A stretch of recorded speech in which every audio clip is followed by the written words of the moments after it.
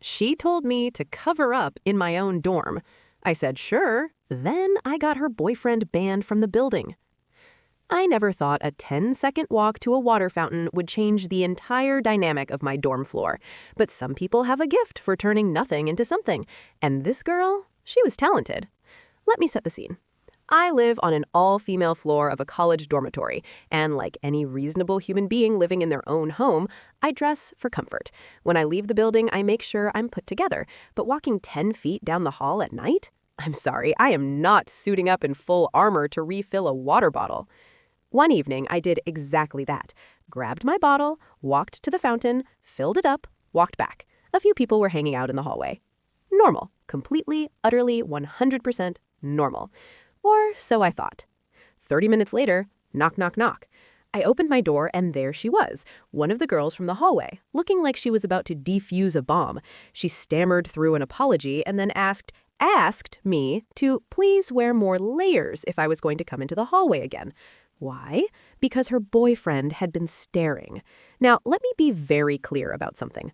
Her boyfriend was staring, and somehow I was the one being asked to change my behavior. But here's the thing about me.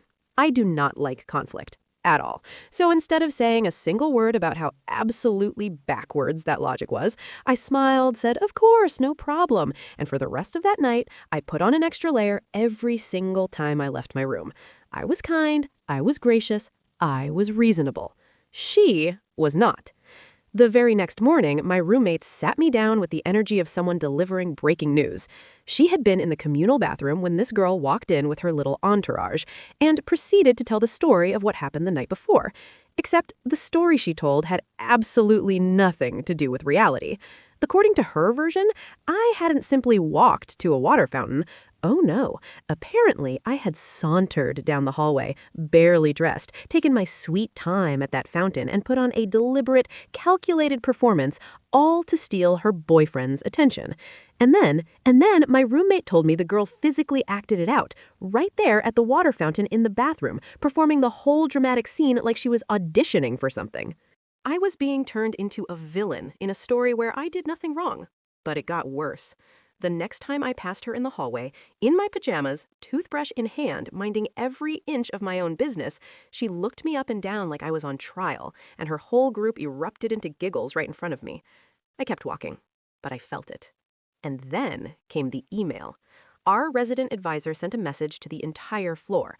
Anonymous complaints had been received, it said, about residents dressing inappropriately in shared spaces. Everyone was reminded to please stay covered up in the hallways. I sat there reading that email, and I felt something shift inside me. She had gone to the RA, anonymously, after mocking me, after spreading a completely fabricated story about me, after making me feel humiliated in my own home.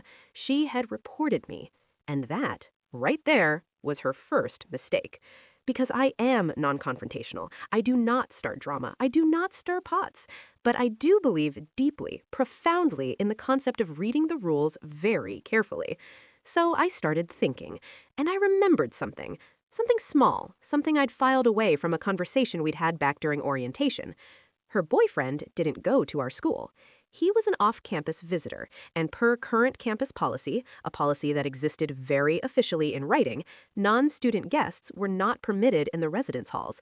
Furthermore, masks were required in all shared hallway spaces, a rule that, while loosely enforced, was very much still on the books. I pulled up the same anonymous complaint system she had used against me, and I submitted a report.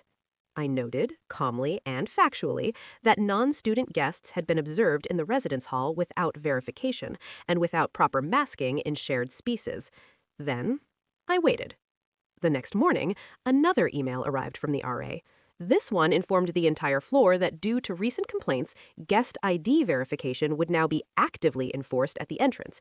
Any visitor unable to provide proof of current student enrollment would be turned away.